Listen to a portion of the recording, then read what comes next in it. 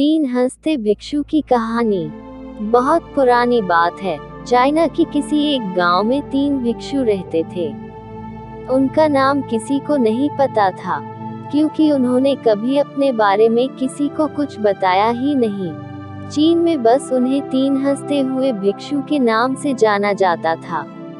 वे तीनों सिर्फ एक ही काम करते, एक गांव में प्रवेश करते, बाजार के बीचों बीच खड़े होते और हंसना चालू कर देते।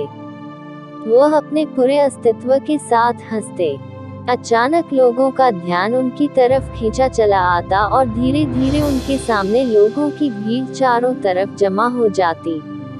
वे इतनी एकाग्रता और संपूर्णता के साथ हंसते कि उनकी हंसी देखकर सारा गांव हंसने लग जाता। जब वह पूरा गांव हंसी के समुद्र में डूब जाता तो वे दूसरे गांव चले जाते। वे न तो कुछ बोलते थे, न ही कुछ उपदेश देते और न ही कोई शिक्षा। वे जहां भी जाते अपनी हंसी से ऐसा माहौल बना देते कि लोग अपने सारे दुख दर्द भूलकर बस हंसने लग जाते। धीरे धीरे चाइना के लोग उन्हें बहुत प्यार करने लगे और वह पूरे चाइना में मशहूर होते गए। लाफिंग मॉन्क के नाम से चीन के लोग उन्हें बहुत प्यार करते, उनका सम्मान करते। इससे पहले और उनके बाद भी कभी किसी ने इस तरह से प्रचार नहीं किया कि जीवन केवल एक हंसी होना चाहिए और कुछ नहीं।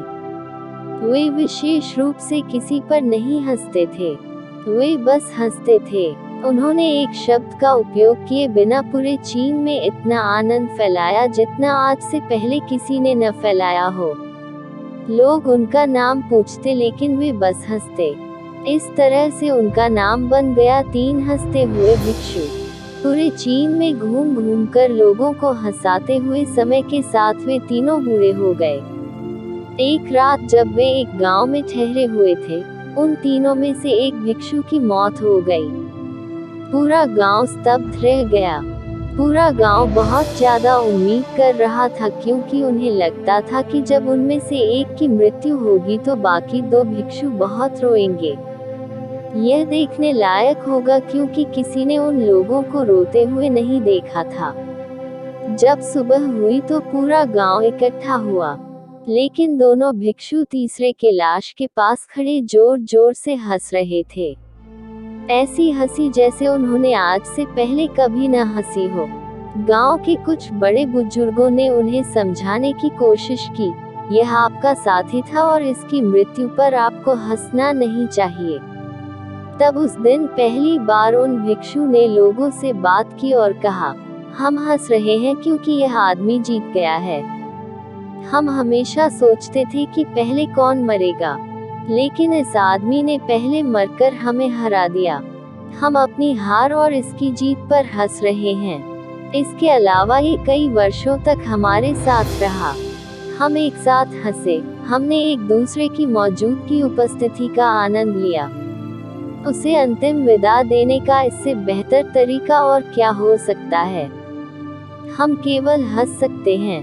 लेकिन पूरा गांव उदास था।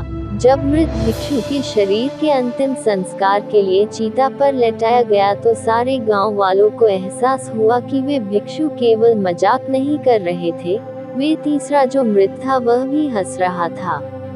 चीन में यह प्रथा थी कि जब एक इंसान की मृत्यु हो जाती थी तो उसके पुराने कपड़े उतारकर उसे नहला धुलाकर नए कपड़े पहना दिए जाते थे। लेकिन मरने से पहले उस भिक्षु ने अपने साथियों से अपने कपड़े न बदलने के लिए कहा था।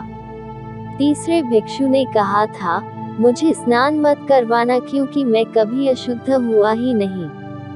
मेरे जीवन में इतनी हंसी आई कि कोई अशुद्धता जमा ही नहीं हो सकती थी।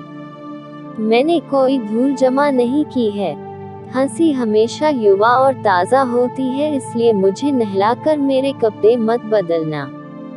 जब उस तीसरे भिक्षु के शरीर पर आग लगाई गई, गांव वालों को पता चला कि उस भिक्षु ने मरने से पहले अपने कपड़ों में कुछ पुराने चीनी पटाखों को छुपा रखा था, जो आग लगने के बाद आसमान में फटकर रंग बिरंगी कलर में फैल गए।